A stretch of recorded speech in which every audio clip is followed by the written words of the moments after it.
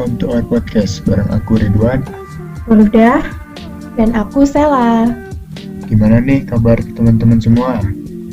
Alhamdulillah, baik dong.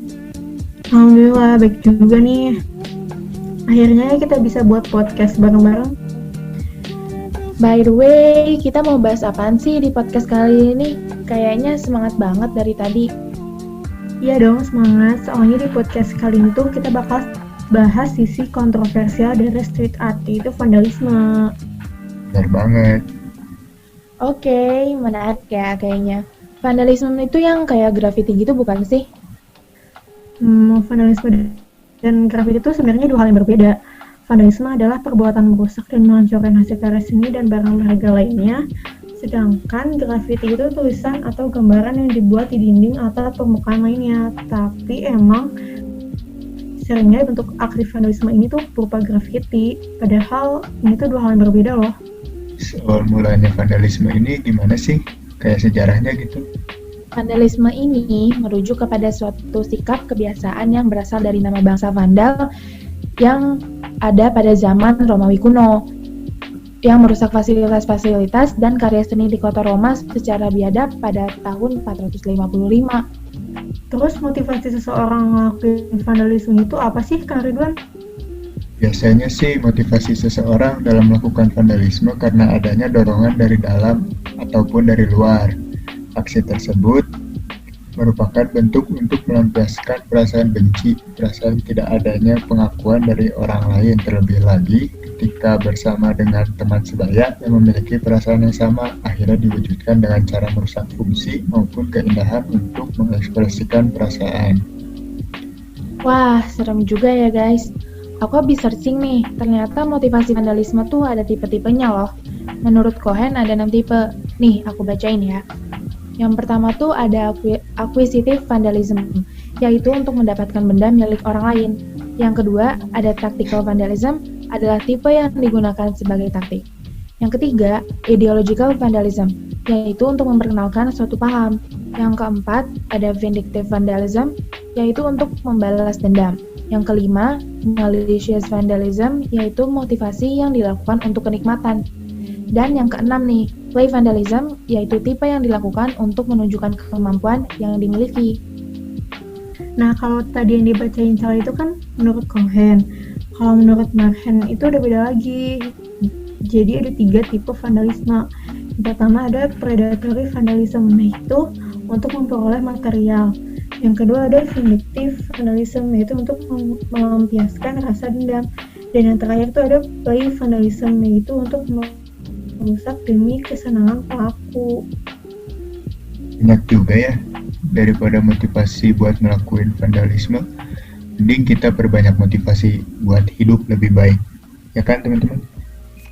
Setuju, bener banget nih.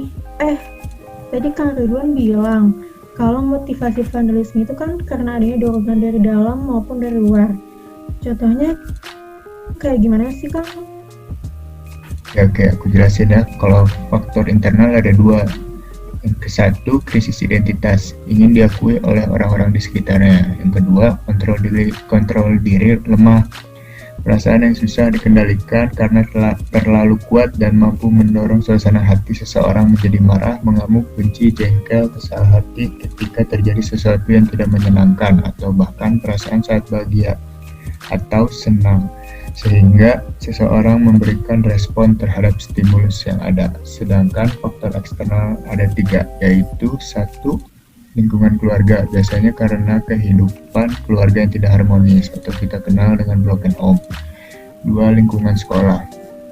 Faktor teman sebaya, kurangnya pengawasan dari pihak sekolah dalam mengatasi masalah-masalah dalam lingkungan siswa. 3, lingkungan masyarakat yang acuh tak acuh. Dan kalian tahu nggak sih kalau ternyata dampak dari vandalisme itu bahaya juga loh. Soalnya mereka akan merasa bangga, apalagi kalau hasil perbuatannya tersebar luas dan menarik banyak orang. Vandalisme juga berdampak ke lingkungan sosial seperti sekolah misalnya. Karena kurangnya prestasi dan penghargaan dari sekolah, maka si pelaku akan menjauh dari hal-hal yang berbau pendidikan. Padahal kan pendidikan itu sangat penting ya. Betul banget tuh, Rif. Guys, aku ada pertanyaan terakhir nih. Kan vandalisme ini bahaya. Terus gimana sih caranya atau upayanya biar aksi vandalisme ini tuh dapat diatasi? Setahu aku ada banyak cara sih. Aku sebutin satu-satu ya. Yang pertama ada layanan informasi. Contohnya kayak bimbingan konseling yang ada di sekolah. Yang kedua, kampanye edukasi, kampanye anti vandalisme melalui poster dan penulisan artikel di surat kabar. Yang ketiga, ada tindakan kuratif, berupa punishment yang sifatnya menghukum dan mengajarkan untuk bertanggung jawab terhadap apa yang telah dilakukannya. Yang keempat, ada tindakan represif, tindakan kepada siswa yang telah melakukan pelanggaran berulang kali, berupa punishment yang sifatnya menegaskan. Apabila telah kedapatan berkali-kali melakukan vandalisme, akan dikembalikan kepada orang tuanya karena pihak sekolah telah memberikan berbagai upaya untuk menghentikan tindakan vandalismenya, tetapi siswa tersebut tetap melakukannya. Terus yang kelima nih, menciptakan suasana lingkungan melalui peningkatan kualitas interaksi sosial dan pendidikan dalam kehidupan sehari-hari, seperti lebih menghargai petugas publik. Wah, banyak juga ya. Mungkin kalau untuk kita nih sebagai mahasiswa bisa ngebantu permasalahan vandalisme ini tuh dengan cara mengedukasi orang-orang di sekitar. Ya, kayak bikin poster, video edukasi, webinar, dan masih banyak lagi deh. Terus kita sebagai mahasiswa tuh nggak boleh diam aja ya. Minimal bantu ingetin atau ya seenggaknya nggak ngelakuin aksi vandalisme ini. Bener banget.